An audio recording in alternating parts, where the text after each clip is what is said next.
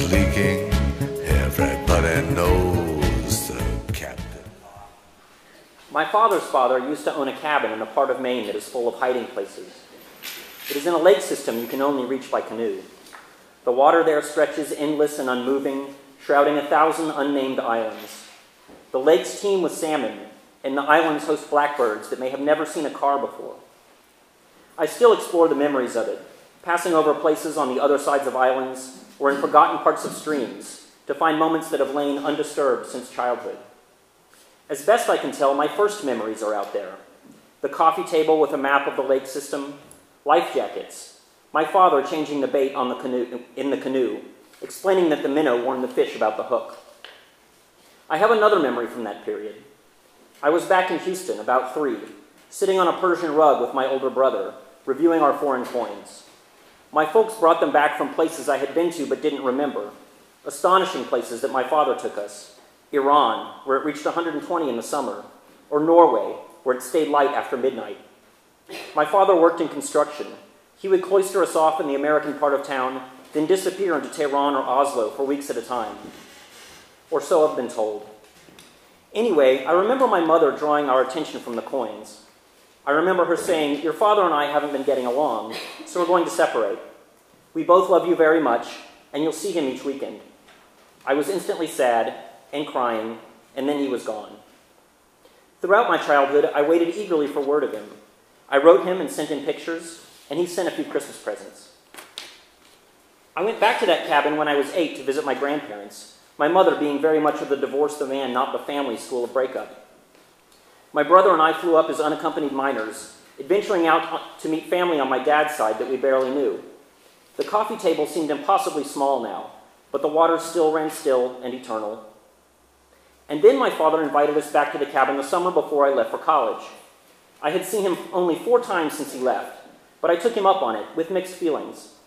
I knew he traveled and drank, and I knew he remarried twice, so I imagined that he would be entertaining and larger than life. And he was. The 3 of us, my brother, my father, and I, spent a week out there, and we didn't really know each other, so Jesus, holy fuck Christ, we drank a lot of beer.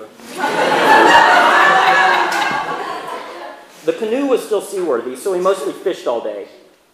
Or, they fished and I boated, since I was by then a vegetarian. I don't remember getting lost between the 1,000 unnamed islands, so maybe we took sketches from the coffee table map to guide us. Or maybe we took the table itself out into the canoe.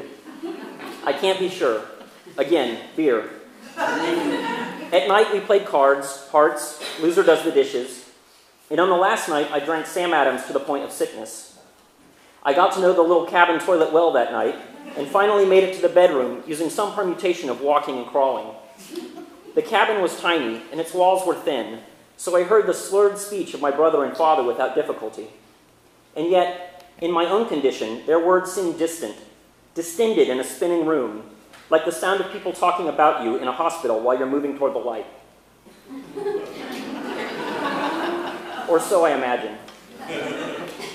They talked about me in the third person a while, how I would do at college, whether I was smart. My father recounted testing my IQ when I was a toddler, bragging on me. This was just the kind of thing that made me happy then, IQs and standardized tests. And then the conversation became monologue. My brother stopped answering, because my father started talking about my mother. Your mother, he explained to my brother, did not like to fuck. He punctuated every word. Just didn't. Some women are like that, just are. So what do you think is going to happen? In Iran, I had a little mistress. He said her name. What am I going to do? Your mother didn't like to fuck. My brother asked him to stop, but he continued. As much as we traveled back then, it wasn't going to be the same woman every time, right? My brother didn't answer. Look, he said, I've got kids all over the world, but it isn't like I've never seen them all. I've seen every single one of them. He punctuated those words too. Every single one, like it was an accomplishment.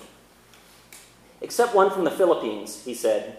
A boy, except for him. But I did see a picture of him. I can't remember how many kids he said he had. Maybe 10 or 20. It didn't really occur to me that I might join that conversation.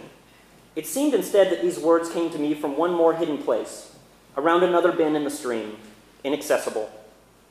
So I rolled over and went to sleep a spectator. I guess you'd say I was stunned. I didn't really know what to say the next day either, and so I was silent all the way across the lake, and through the drive from Grand Lake Stream to Portland. I think I passed credibly for hungover, and they couldn't tell that the previous night's conversation was running through my head on an endless loop. For nearly 20 years, I left those words to settle in the Maine woods. My father has since acknowledged one sister to me, younger, ostensibly conceived on a business trip to Toronto. But she is the only one he's ever talked about. And for a long time, she was the only one I ever discussed with my brother either. A few years back, I asked my brother whether he remembered the conversation that night in the cabin. He denied it. I don't mean to suggest that my brother was lying. It's possible that he really didn't remember. All of us had plenty to drink that day. It's also possible that he didn't believe my father's story, though it's hard for me to understand why anyone would lie about having 10 or 20 unsupported kids. And it's possible that my brother remembered and believed my father's story, but didn't see any good that could come out of bringing it out in the open.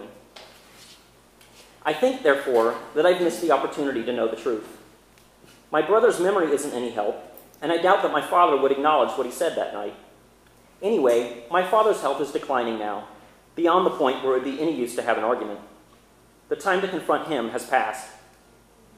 So, I am left instead to confront myself, to ask why I have declined to talk or think about what I heard that night. In some ways, it was a positive moment for me. It quickly cured 15 years of wishing I had grown up with a father.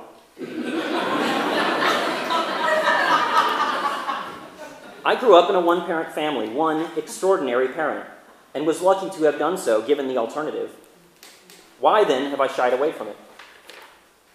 I think that the answer is guilt, a kind of guilt that I did not rise drunk to confront a man bragging about cheating on my mother. And there is probably another kind of guilt, related to my siblings, a feeling that my brother and I have been given something we do not deserve. We know who our father is. We were born to a relationship society recognized as legitimate. And we were born in the wealthiest country on the planet. Why did these things go to us and not to our siblings? What justice is that? I can try to look away from these questions, but they are all around me. These questions inhere in every dollar to my name, and in my name itself. They are everywhere, just like the children of my father.